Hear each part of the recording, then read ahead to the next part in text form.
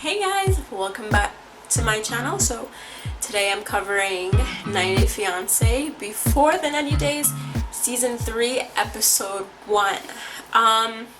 Looking at my notes, I realized that they're going to be covering 7 couples in the season, so we're gonna get a lot of content. I have to save. Watching the first episode, so far so good. I was hooked in the different couple stories, even though I don't think we got an even amount of airtime for everybody. I think we got enough. I could tell who are going to be my favorite couples. Angela and Michael, day one fans of Michael, and I am going to love what's his name, Caesar and Maria's story, because that crap just brings me joy. All that type of like delusional garbage. Anywho, so let's start off with the first couple. So we have Rebecca, who's 47, and Zied, who is 26. And Rebecca's planning on going to Tanzania or Tunisia. I don't know why I can kind of see the country's name in my head, but I just can't pronounce it. Anyways, it doesn't matter. It is what it is. So Rebecca went down this road before. She married a man from Morocco. Nicole, take some points. Take some notes from her.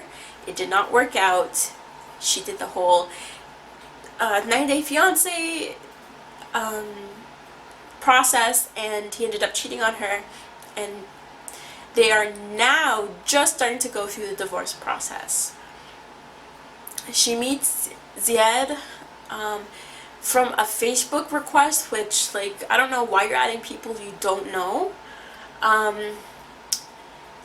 And I don't know. So she's a private investigator, and I guess her specialty is like catching men cheating and all this stuff. I don't know. For a private investigator, she's doing a lot of dumb things. And because she's already done this before, I don't know what makes her think it's different. And it was kind of like sad, some of these stories, because like she sends him pictures of herself that are like highly filtered and highly photoshopped. They look like her, but like 15 years ago type of thing, when she was much younger, which I don't think really matters, because you see each other on webcam, so then that you can't kind of make yourself look younger on video like you can do in a photo. But he still likes her and stuff like that.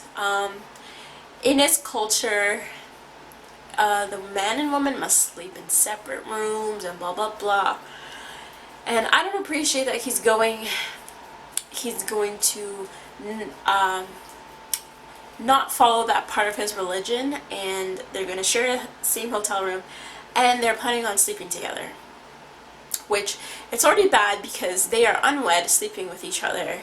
And another thing is that Dorothy is married, and Zied is technically sleeping with a married woman. So there's like all this mess that they're going to have to deal with. Seeing the previews, Zied looks a little bit like cuckoo, but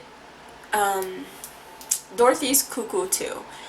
It was so creepy seeing her like talking to him on webcam and stuff, and then seeing like pictures. She has so much pictures of him, you would have thought that they've been together for years. Like, it just is very, very creepy. I'm on her family's side as to like, how do you know this is going to work out, because you've done it before and you've had your heart broken. So what makes you think that this man is different?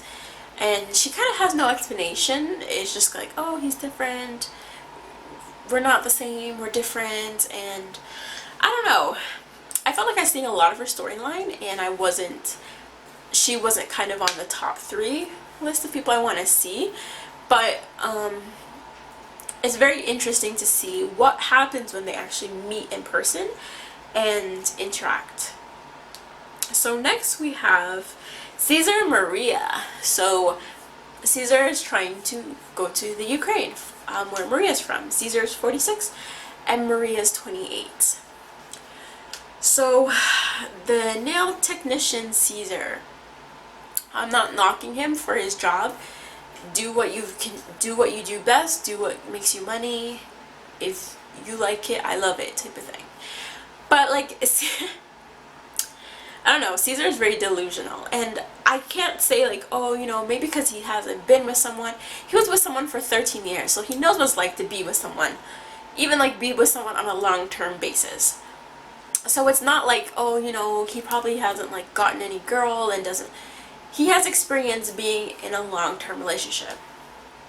I don't know what Maria is feeding in his head, because it can't just be looks, because you can find a pretty girl here in America that would look really, really nice, same way, and maybe love you for you, but you purposely go on this Ukrainian dating website thing. Already, I don't know how expensive it is to live in Ukraine, which maybe to a Ukrainian it is, but to an American, your money should go a long way. And for you to spend $400 on some roses and a card is ridiculous in any country. Then you know what? If roses are that expensive, I'm not sending you roses, type of thing. So I guess they stop using the service and they end up just talking on their own. He's been with this girl for 5 years. 5 years. And he has not met her. I don't know how these girls do it. How they kind of have these guys latched onto their every word in order, and then have them believe for a long period of time that they're together and that they love each other and all this stuff. Because I don't know, I'm not seeing it with Maria. Maria doesn't seem like she could give two craps about Caesar. And so Caesar seems just really dumb and naive. How are you giving this girl $800 a month? For what? I'm sorry that your job is not doing it, but $800 a month? And I still have yet to see you? Like, that's ridiculous. I don't know what money Caesar makes, but like, that's a lot of money to be sending someone. Not even to pay your bills or rents, just to send somebody somewhere. So he plans to go to Ukraine to go see her. Then she tells him, due to some kind of political attack that Russia did against them, she cannot leave the country. Which, okay, fine. I don't know if it's true or not. I don't know if she's lying or not. But what I do know is, I'll just come to your country. I'll come to you. So she suggests that they go to Mexico to meet, because you want to meet in a relaxed place. It's too cold to meet in the Ukraine, so it's too cold to meet her friends and family, even though the first time meeting, you should kind of avoid doing that and getting to know each other, especially how it's been 5 years. Anyways, she's like, Mexico, Mexico. So then, because he trusts her, he gives her $2,000 for her to go buy her plane ticket so they can meet. And I'm like, girl. So he gives her the money, and so he messages her like, I got my ticket, I'm good. He becomes a Nicole real quickly, and then she tells him that she can't go. So I'm like, okay, fine. Even if we postpone the trip, even if I decide to come there should be no reason why I need to give you more money, because I've just given you this money. Plus, I forgot to mention, Caesar borrowed that money from his boss. So, and I don't know what kind of employee-boss relationship they have, but I cannot go to my boss telling him, oh, can I borrow or have an advance of a couple $1,000s because I'm trying to see my man in another country for vacation. He would have been like, you need to save up your money like everybody else. So, I don't know, Caesar's gonna give me a headache, but I'm here for it, because I hope this has become a Ricky situation, and I'm sorry I keep referencing other 90 Day spin-offs, but like, it's just things are so similar with one another. But I hope it's not a Ricky situation and she's not here for it, but you know, we'll see.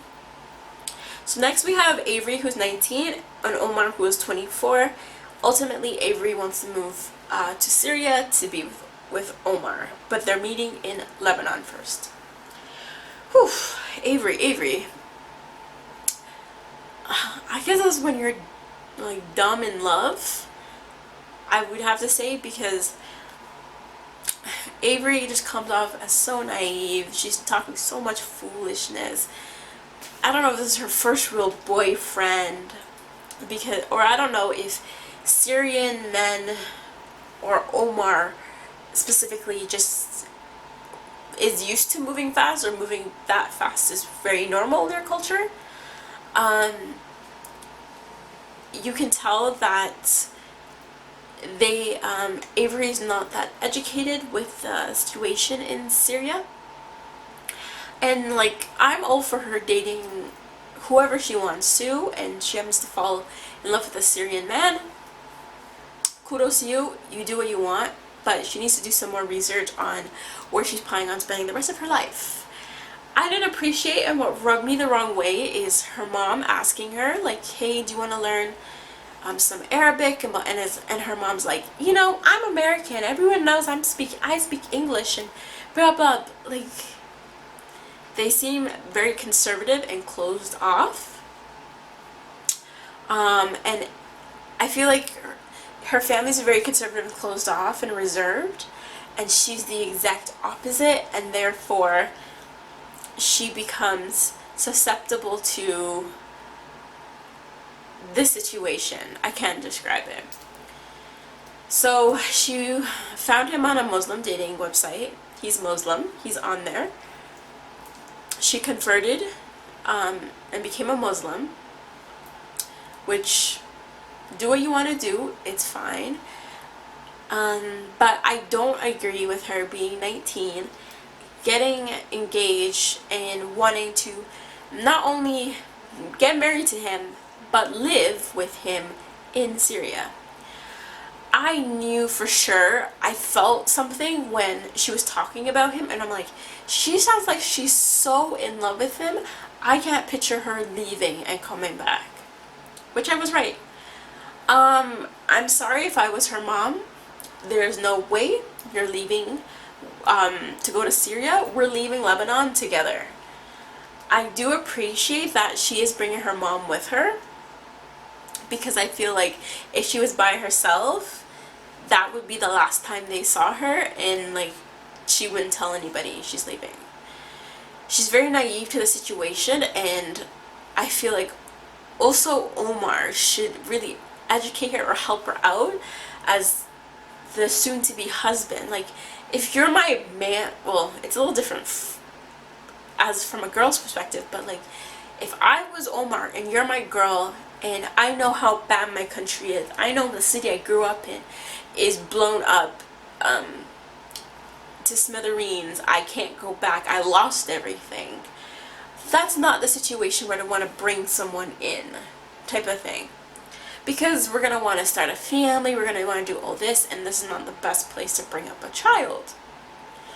I can understand if we move to maybe a neighboring country, or a country better off, but a war-torn country is not the first place I would invite my spouse to, especially to come and live for someone who's not used to that.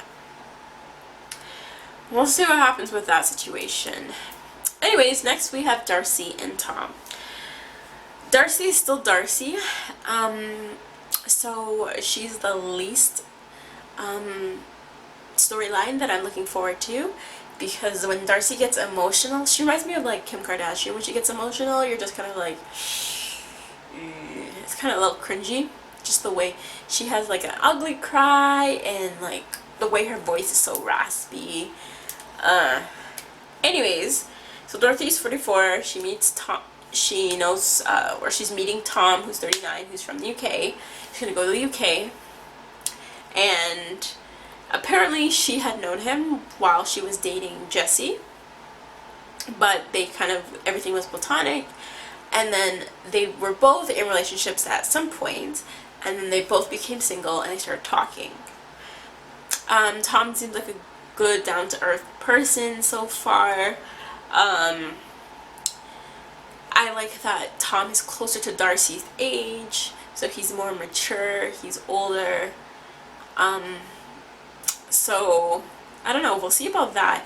They talk about Jessie a lot, which I'm like, this better not be your storyline, talking about Jessie. So far I'm not interested in her situation, and the amount of surgery, like, I mean, the amount of both, her lips don't need to get bigger, especially her sisters. Anyways, so last but not least, we have Timothy, who's 38, and Jennifer, who's 25, and Timothy is going to go to Columbia to see her. So I forgot how they met, but he meets her. She's a young hot thing. Timothy is single. Jennifer has a 1.5-year-old, and Timothy has a 12-year-old daughter. I'm not gonna refer to her as his, like, oh, that's not really his, but like that, like, they've established that they're father and daughter, so like it is what it is. Timothy's ex-girlfriend or ex-fiance or whatever, I forgot her name, she's in there because of the daughter. She's in his life, but even though they were together for a very long time and they didn't go through with it, which I wonder why. They just kind of got along as friends. So she's in his life in a very big way, aside from having a child together. Anyways, Jennifer seems like a firecracker. She reminds me of a Fernanda, where she doesn't tolerate much. She has a short temper. What she says goes. She runs crap. And I can see where we're gonna see the arguments happen. I feel sorry for Timothy, because Timothy, he claims he has the ugly duckling, but I feel like it's kind of sad. It seems like he's trying to buy his love, per se, and not just earn it. And yes, he has a lot of money, or he has money, he drives a very nice car, but I feel like he's trying to buy his love. And she wants his money, and she wants to run him at the same time, and she's using her beauty to do it. So I hope that she doesn't use and abuse him, and actually stays with, I hope she actually stays with him and is with him for him and not for his money, because like, he comes off as a really good person, but he seems like he's super duper nice, and a pretty girl gives him the time of day, and he's like, a $500 Canadian American dress, I'll buy it for you. Like, there should be no reason that happens. But we will see. So I watched the previews for the whole season. Super interesting. Michael, Angela, I can't wait to see them. There's also this other couple that we haven't seen yet, so hopefully we'll see them on the next episode. For a disclaimer, when I recap an episode, it's just that episode. TLC usually airs 3 episodes, so a part 1 of an episode, part 2 of the episode, and then the next episode's preview or early premiere. I don't cover that. That's too much content for me to consume at one point.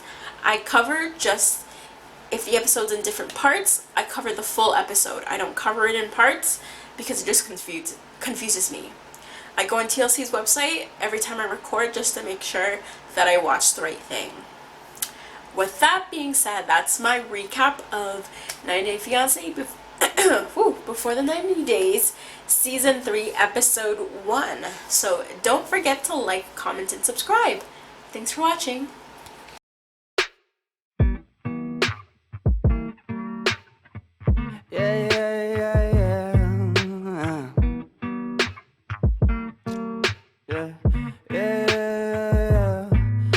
just a dumb cunt, fucking sick and tired of it. Maybe I could front love, maybe I could buy a zip, maybe I get fucked up. Next time I could save some. Why it's gotta be like this? Why it's gotta be that way? Put it inside. Feel so rise up, banging on that loud.